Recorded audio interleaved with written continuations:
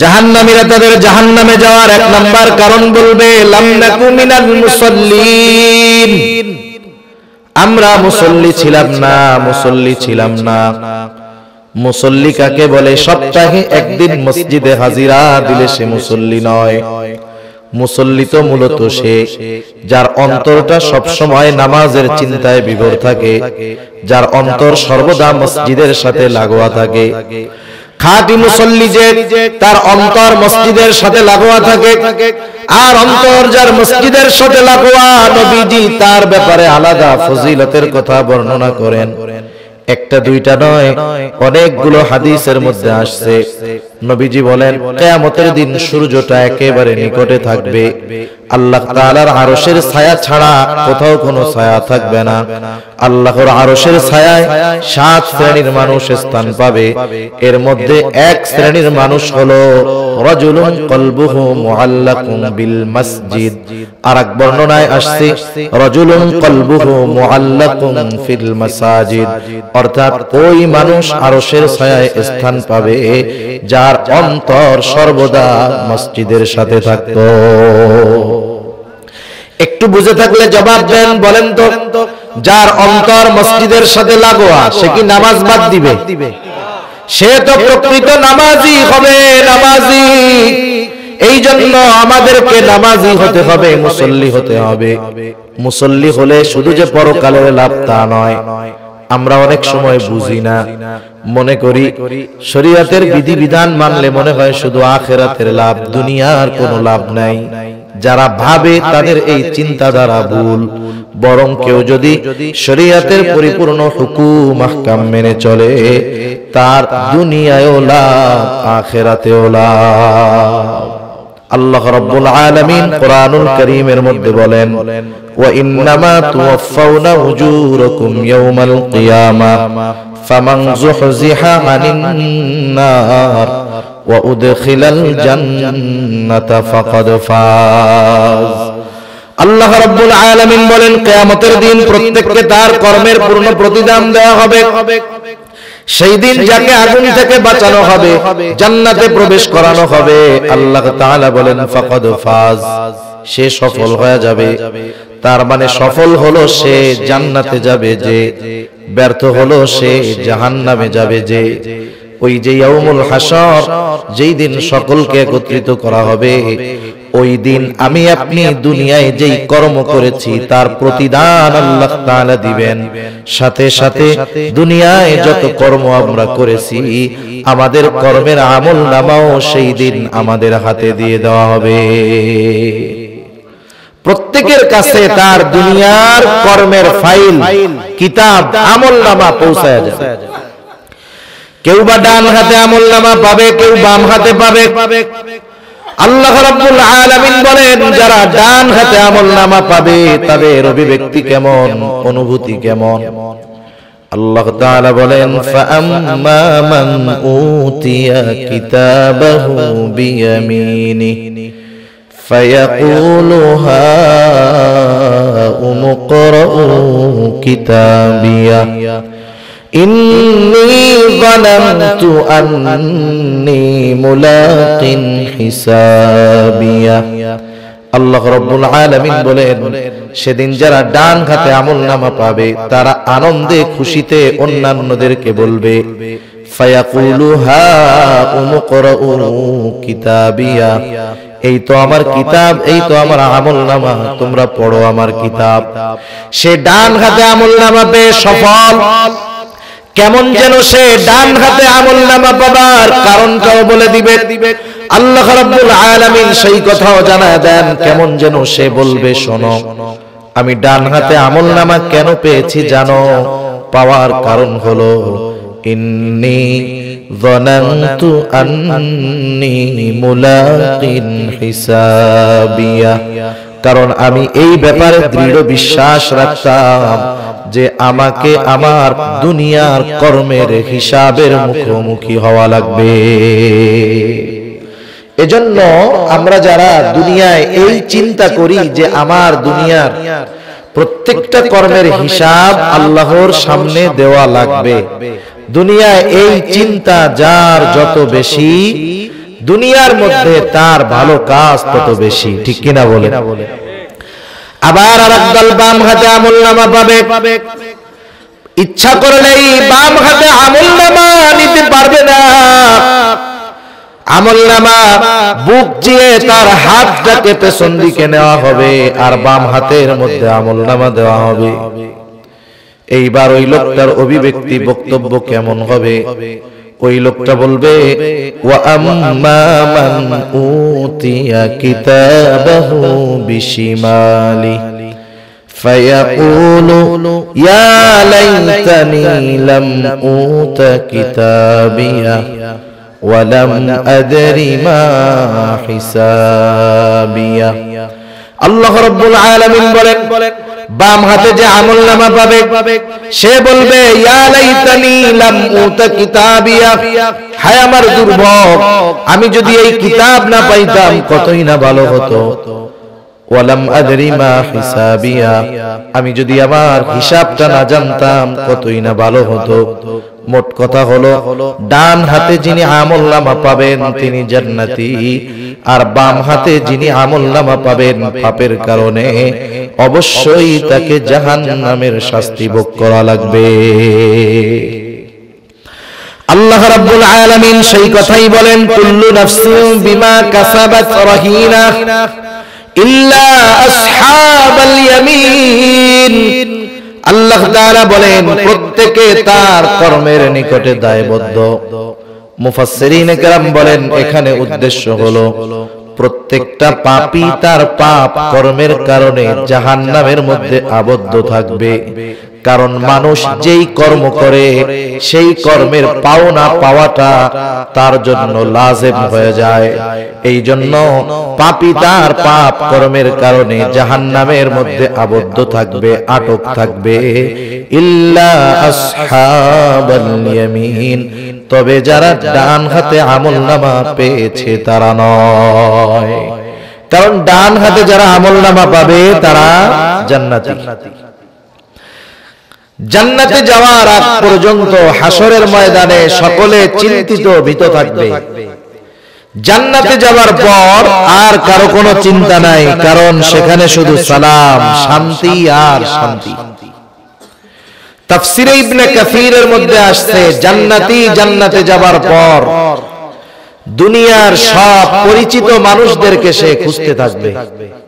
একটু বুঝে থাকলে বলেন তো, সবাইকে খুঁজবে জান্নাতি জান্নাতে গিয়ে, যাদের সাথে দুনিয়ায় পরিচয় ছিল, কিন্তু জান্নাতে গিয়ে সে কি পরিচিত সবাইকে পাবে? পাবে না। আল্লাহ রাব্বুল আলামিন জান্নাতি আর জাহান্নামীদেরকে দেখা এবং কথাবার্তার ব্যবস্থা করে দিবে। জান্নাতীরা জাহান্নামীদের দেখবে, জাহান্নামীরা জান্নাতীদেরকে দেখবে। জান্নাতি যখন জাহান্নামের মধ্যে দেখবে তার প্রিয়জন, আপনজন, পরিচিত জন, দুনিয়ার মধ্যে একসাথে চলতো, চলাফেরা করতো, এরা জাহান্নামের শাস্তি ভোগ করতেছে আর সে জান্নাতের মধ্যে আছে। এই দৃশ্য দেখবার পর জান্নাতি তার নেয়ামতের কৃতজ্ঞতার মাত্রা আরো বাড়ায় দিবে। সে বলবে, আল্লাহ, আপনি যদি আমার প্রতি দয়া না করতেন তাহলে আমাকেও হয়তো তাদের সাথে আজকে জাহান্নামের মধ্যে থাকা লাগতো। আপনি দয়া করেছেন, এই জন্য দ্বীনের উপরে চলতে পারছি, এই জন্য আজকে জান্নাতে আসতে পারছি। জাহান্নামীও জান্নাতীকে দেখবে। জাহান্নামী যখন জান্নাতের দিকে তাকায় দেখবে, হায় রে, আমার পরিচিত জন, আমার বন্ধু জান্নাতে নাজ নেয়ামত ভোগ করতেছে। তার মধ্যে আফসোস পয়দা হবে, আফসোস। কারণ আফসোস মানুষের কষ্টের মাত্রাকে বাড়ায়া দেয়। এমনিতেই তো কষ্ট, শাস্তির কষ্ট, আরো এই দৃশ্য দেখার পরে যখন তার আফসোস বেড়ে যাবে, তার কষ্টের মাত্রাটা বেশি অনুভব হবে। এইবার শুধু দেখা নয়, আল্লাহ তাআলা কথার ব্যবস্থাও করে দিবে। কারণ জান্নাতীদের মন জানতে চায় এই মানুষগুলো কোন কারণে জাহান্নামে গেল। আল্লাহ রাব্বুল আলামিন সেই কথাই বলেন, ফি জান্নাতি ইয়াতাসাআলুনা আনিল মুজরিমিন। জান্নাতীরা পরস্পর মুজরিম পাপী জাহান্নামীদেরকে জিজ্ঞাসা করবে, তাদের থেকে জানতে চাইবে, মা সালাকাকুম ফি সাকর, কোন জিনিস কোন কারণে তোমরা জাহান্নামে আসলা। জান্নাতীরা জাহান্নামীদেরকে প্রশ্ন করবে, এইবার জাহান্নামীরা তাদের জাহান্নামে যাওয়ার 4টি কারণ বলবে। কয়টা কারণ? 4টি কারণ। এখানে একটা প্রশ্ন আছে যে আমরা তো এখনো দুনিয়ার মধ্যে আছি, এখনো কোথায় আছি? দুনিয়ায় আছি।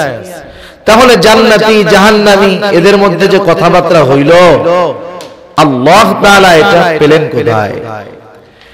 আল্লাহ রাব্বুল আলামিন এটা পেলেন কোথায়? জান্নাতি আর জাহান্নামীদের মধ্যে কথাবার্তার খবর। এই জিনিসটা বোঝার জন্য একটা জিনিস বুঝলে আমাদের সহজ হবে, না হলে শুধু এই বিষয়টা নিয়ে লম্বা আলোচনা করা যাবে। আচ্ছা বলেন তো, আমাদের কাছে সময় বা কাল কয় ভাগে বিভক্ত? 3 ভাগে। কয় ভাগে? অতীত, বর্তমান, ভবিষ্যৎ। আমরা আমাদের অতীতের কিছু জানি, বর্তমান তো খুব অল্প সময় থাকে, আর ভবিষ্যতের কোনো কিছু আমরা জানি না। আমাদের কাছে সময়টা 3 ভাগে বিভক্ত, কিন্তু আল্লাহ তাআলার কাছে সময়, কারণ উনি তো সময়ের স্রষ্টা, ওনার কাছে সময় 3 ভাগে বিভক্ত নয়, ওনার কাছে সময় সব বর্তমান। তাহলে আমাদের কাছে যেটা ভবিষ্যৎ সেটা আল্লাহ তাআলার কাছে বর্তমান, আমাদের কাছে যেটা অতীত ওটাও আল্লাহ তাআলার কাছে বর্তমান।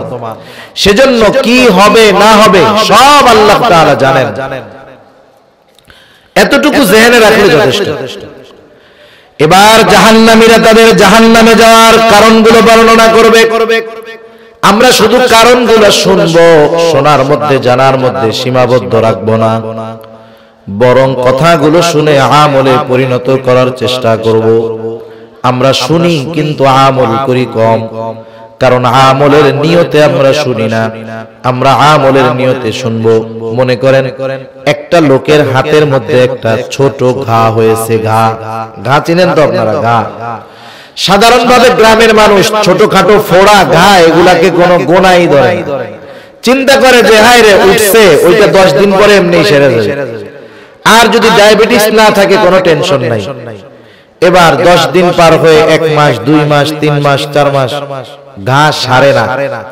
বলেন তো এখন ওই লোকটার মাথার মধ্যে টেনশন আসবে কি আসবে না? চিন্তা করবে কি রে সারে না কেন? মনে করেন হাজীগঞ্জ গেল, টেস্ট করাইলো, কোনো ফলাফল নাই। ওখান থেকে বললো যে ঢাকায় চলে যান। যাই হোক 6 মাস পর ঢাকা গেছে। ডাক্তার ভালো মতো ট্রিটমেন্ট করে বলতেছে যে শুনেন, এটা তো আর সাধারণ ঘা নাই, এটা ছিল আপনার ক্যান্সারের আলামত। ক্যান্সার একটা মরণ ব্যাধি রোগ। মানুষের যদি হয়, পরিপূর্ণভাবে যদি কেউ ক্যান্সারে আক্রান্ত হয়, সুস্থ অবস্থায় বেঁচে থাকা এটা অসম্ভবের মতো। আল্লাহ চাইলে সব সহজ। এই ধরনের রোগের আলামত থাকে খুব ক্ষুদ্র, যেটাকে মানুষ গণনাই করে। এখন আপনি তো 6 মাস 1 বছর পার হয়ে গেছে, এটা তো এখন নরমাল ঘা নাই, এর চারপাশ দিয়ে ক্যান্সারের জীবাণু ছড়ায় গেছে। এখন যদি আপনি হাত বাঁচাইতে চান তাইলে আঙ্গুল কাটতে হবে। বলেন তো আপনি কাটবেন না কাটবেন না?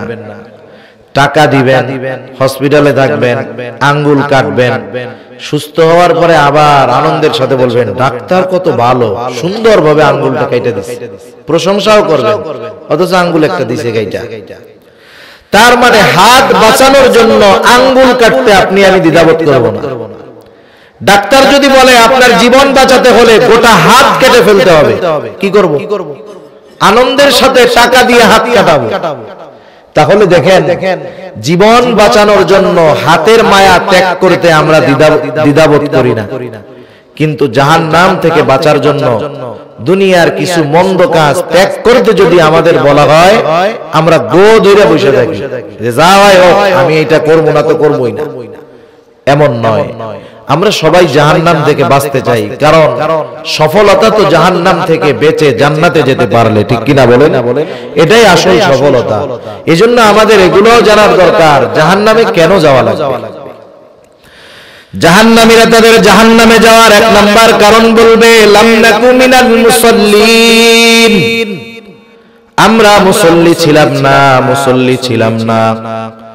মুসল্লি কাকে বলে? সপ্তাহে একদিন মসজিদে হাজিরা দিলে সে মুসল্লি নয়।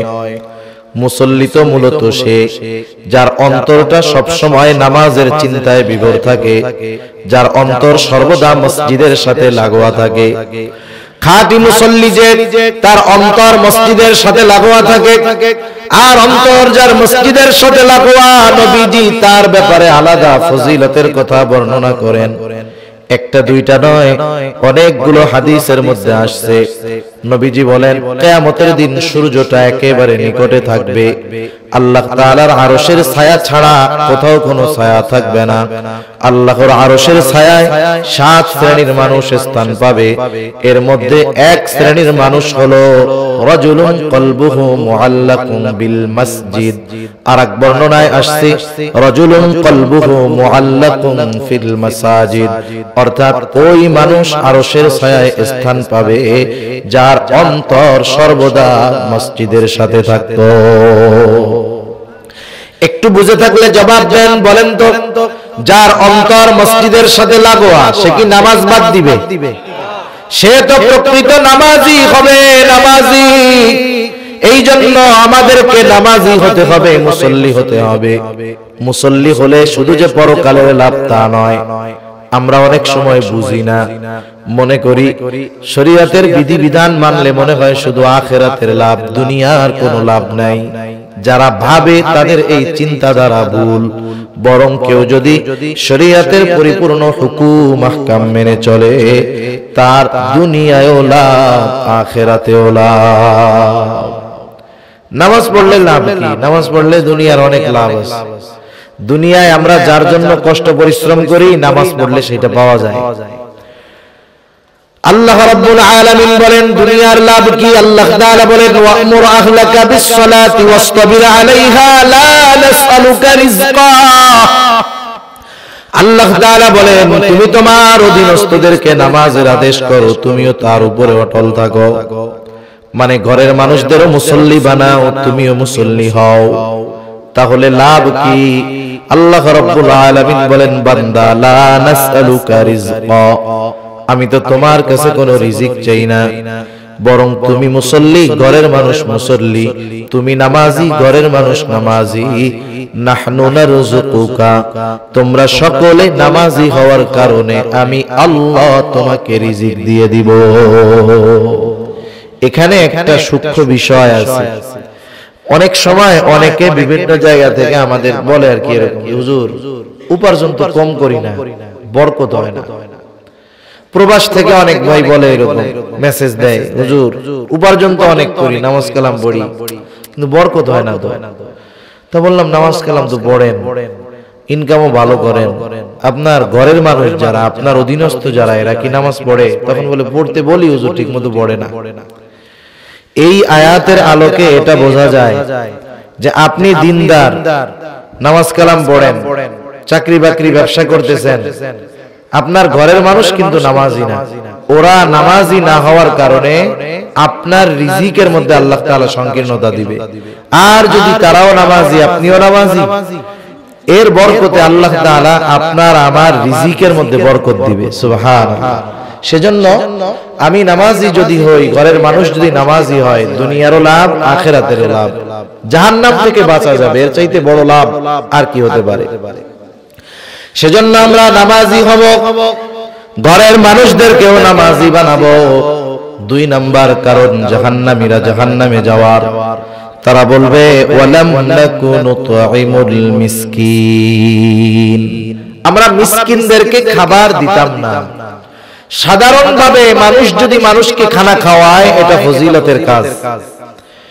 রাসূল আকরাম সাল্লাল্লাহু আলাইহি ওয়াসাল্লামের কাছে একজন লোক আসছে, আসার পরে জিজ্ঞাসা করতেছে আইয়ুল ইসলামি খায়র, ইসলামের মধ্যে সর্বোত্তম কাজ কোনটা? নবীজি নামাজের কথা বলেন নাই, হজের কথা বলেন নাই। নবীজি বললেন শোনো, তুতঈমুত তাআম ওয়া তাকরাউস সালাম আলা মান আরাফতা ওয়া মান লাম তারিফ, তুমি মানুষকে খানা খাওয়াও আর পরিচিত অপরিচিত সবাইকে বেশি বেশি সালাম দাও। সেজন্য সাধারণভাবে খানা খাওয়ানো ফজিলতের কাজ। আপনি গরিব মানুষ, কথার কথা, কোটিপতিরে খাওয়াইছেন, কিন্তু আল্লাহর জন্য, অন্য কোন স্বার্থে নয়। এই খানা খাওয়ানোর মধ্যে ফজিলত আছে। নবীজি এখানে কোন স্তর বিন্যাস করেন নাই। সুতরাং আমরা যদি ধনী হোক, গরিব হোক, পরিচিত হোক, অপরিচিত হোক, দেশি হোক, বিদেশি হোক, আল্লাহর জন্য খানা খাওয়াই, তাহলে ওই খানা খাওয়ানোর মধ্যে ফজিলত আছে। কিন্তু আমরা যদি স্বার্থের জন্য খানা খাওয়াই, দুনিয়ার স্বার্থের জন্য, এই খানা খাওয়ানোর মধ্যে কোনো ফজিলত নাই। সাহাবায়ে কেরাম মানুষদেরকে আল্লাহর সন্তুষ্টির জন্য খানা খাওয়াইতেন। এই কাজটা আল্লাহ তাআলার কাছে এত পছন্দনীয় হয়েছে, আল্লাহ তাআলা তাদের এই কাজের কথা কোরআনে জানায়া দিয়েছেন। তারা খানা খাওয়ায় কি বলতো? তারা বলতো, ইন্নামা নুতঈমুকুম লিওয়াজহিল্লাহ লা নুরিদু মিনকুম জাযাআও ওয়ালা শুকুরা। তারা মানুষকে খানা খাওয়া বলে, ইন্নামা নুতঈমুকুম লিওয়াজহিল্লাহ, আমরা তোমাদেরকে আল্লাহর জন্য খানা খাওয়াইছি, যেহেতু খাবার আল্লাহর জন্য খাওয়াইলাম, লা নুরিদু মিনকুম জাযাআ, আমরা তোমাদের কাছে এই খানা খাওয়ানোর কোনো বিনিময় প্রতিদান চাই না, ওয়ালা শুকুরা, এটাও চাই না যে তোমরা এই খানা খেয়ে আমাদের কৃতজ্ঞতা প্রকাশ করো, বরং খানা খাওয়াইছি আল্লাহর জন্য, প্রতিদান যিনি দিবেন তিনি কে? সেজন্য আমরা মানুষকে আল্লাহর জন্য খানা খাওয়াবো। এরপরে খানাটা যদি মিসকিনকে খাওয়াই, ফজিলত আরো বেশি, কারণ মিসকিনদের খানা খাওয়ানো এটা মুমিনের কাজ, আর মিসকিনদের খানা না খাওয়ানো এটা হলো কাফেরদের কাজ। আল্লাহ রাব্বুল আলামিন পবিত্র কোরআনুল কারীমের মধ্যে ছোট্ট একটা সূরা, সূরা মাউন, এই সূরার প্রথম 3 আয়াতের মধ্যে আল্লাহ তাআলা কাফেরদের কয়েকটা দোষের কথা বর্ণনা করেছেন। এর মধ্যে একটা হলো ওয়ালা ইয়াহুদ্দু আলা তুআমিল মিসকিন, যে কাফেররা মিসকিনদেরকে খাবার দেয় না, আর মুমিনরা মিসকিনদের খাবার দেয়, এটা হলো মুমিনের কর্ম। মিসকিনদের খানা দিলে, অপরকে খানা প্রদানে উৎসাহ প্রদান করলে আল্লাহ তাআলা দুনিয়ার মধ্যে রিজিককে প্রশস্ত করে দেয়। কোরআনুল কারীমের কারণ বর্ণনা করেন, এই কারণগুলোর মধ্যে একটা কারণ হলো ওয়ালা তাহাদ্দুনা আলা তুআমিল মিসকিন, যে তোমরা নিজেরা তো মিসকিনদের খাবার দাওই না, অপরকেও খানা প্রদানে নিরুৎসাহিত করো। এজন্য যারা মিসকিনদের খানা দেয় না, অপরকে উৎসাহ দেয় না, এরা রিজিক সংকীর্ণতার মুখোমুখি হবে। দুনিয়ায় থাকবে অনেক, কিন্তু ভোগ করতে পারবে না।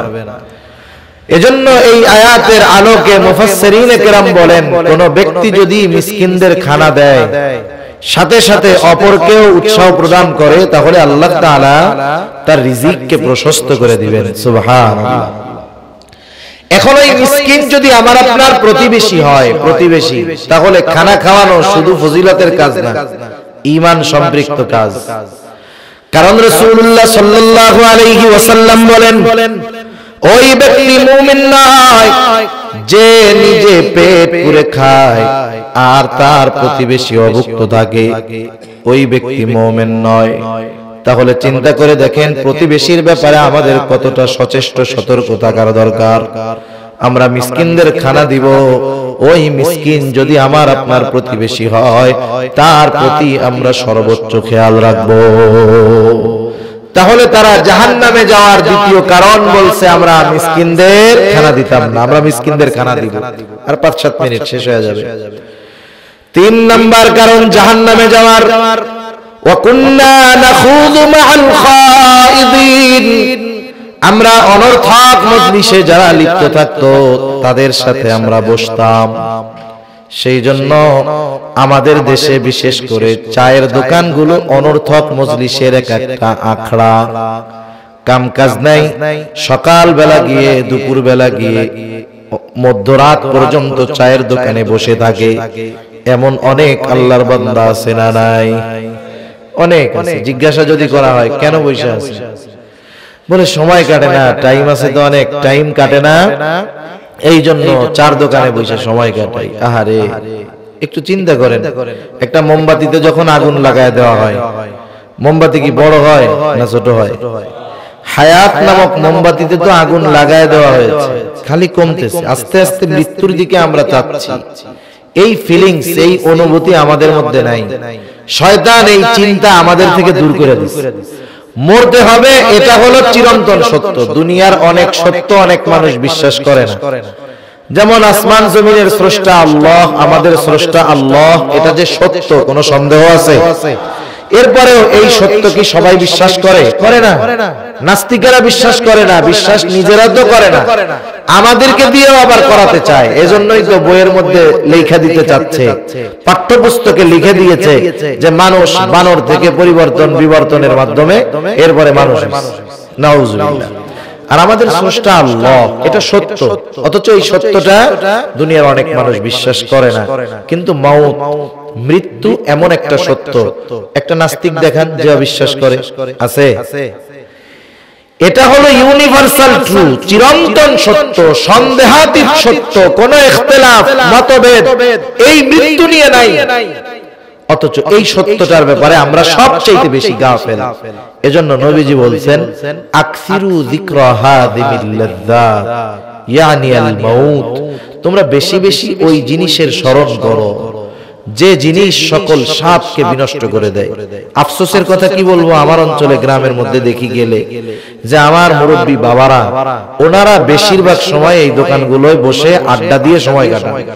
একটু নিজের দিকে তাকান, আয়নায় মাঝে মধ্যে দেখেন না চেহারাটা কত সুন্দর ছিল যৌবনকালে, চুলগুলো কাঁচা ছিল, এখন পেকে গেছে, চেহারার চামড়া ঘোষায় গেছে, চোখগুলো টান টান ছিল, কোঠরের ভিতরে চোখ চলে গেছে, চামড়াটা টান টান ছিল, ঘুষায় গেছে।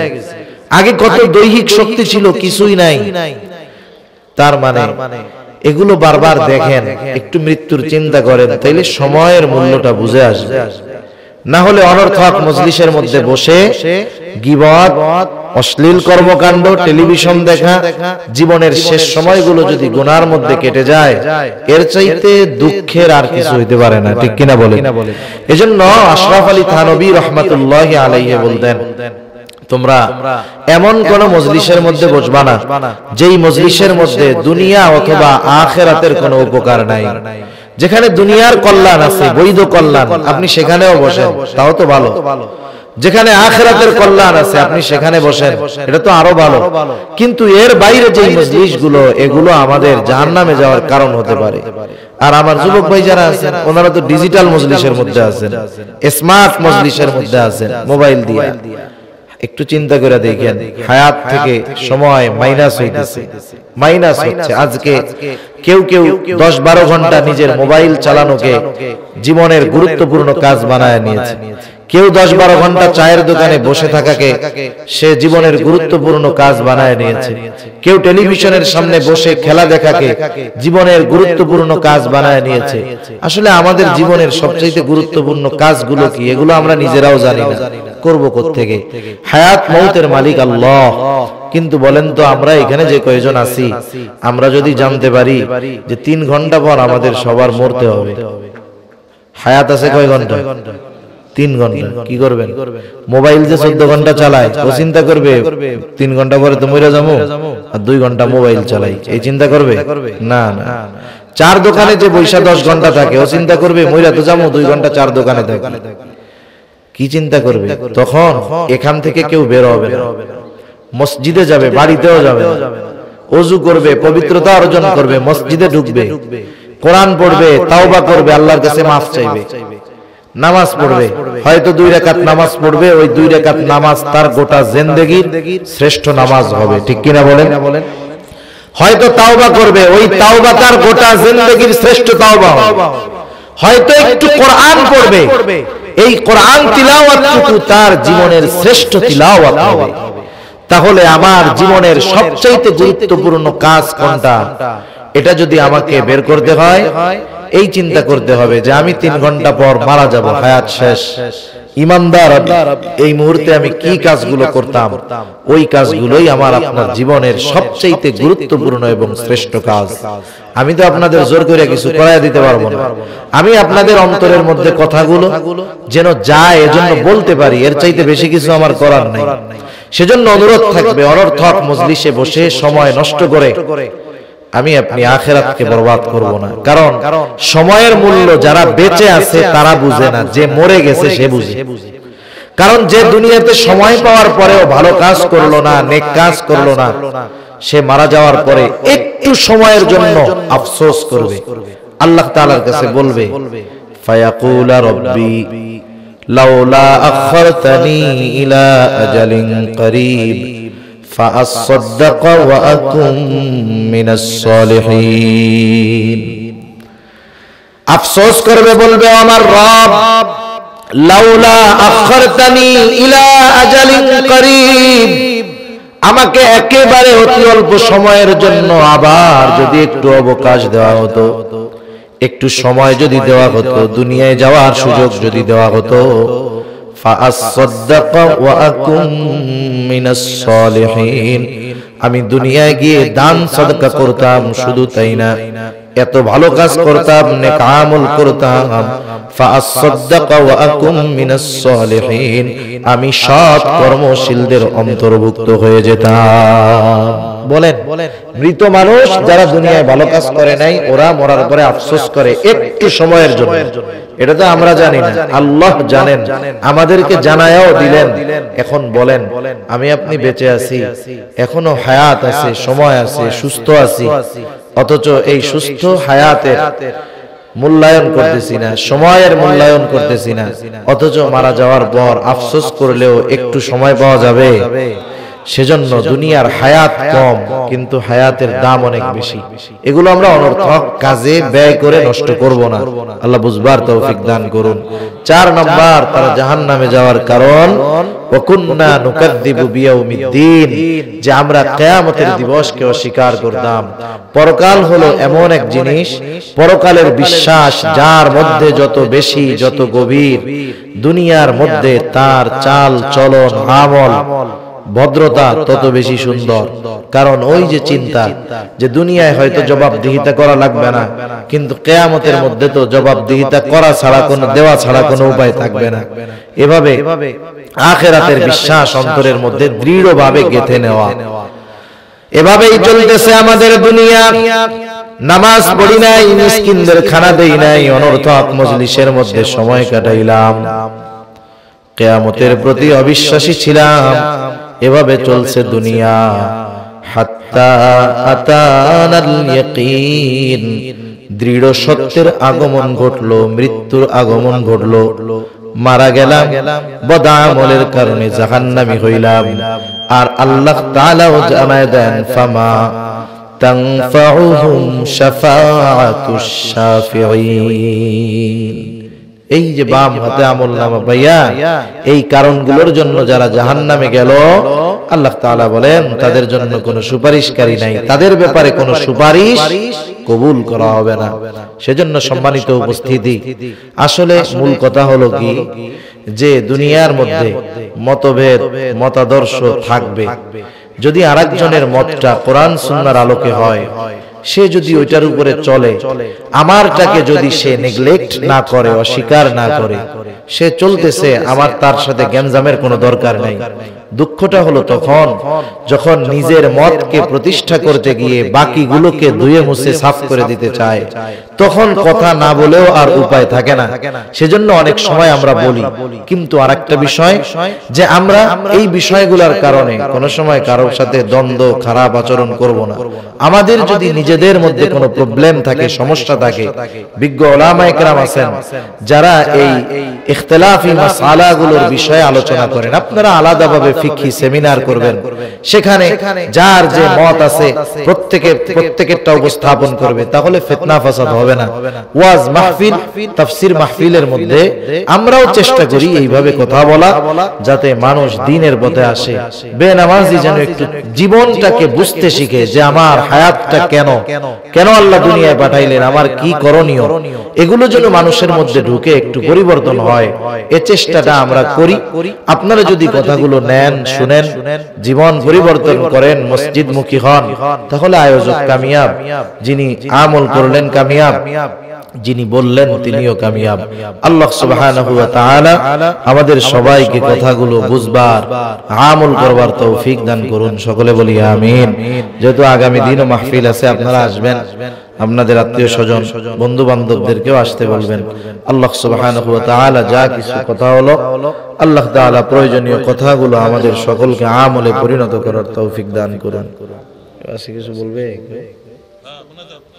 আমরা দুরূদ শরীফ পড়ি। আল্লাহুম্মা সাল্লি আলা মুহাম্মাদ ওয়া আলা আলি মুহাম্মাদিন কামা সাল্লাইতা আলা ইব্রাহিম ওয়া আলা আলি ইব্রাহিম ইন্নাকা হামিদুম মাজিদ।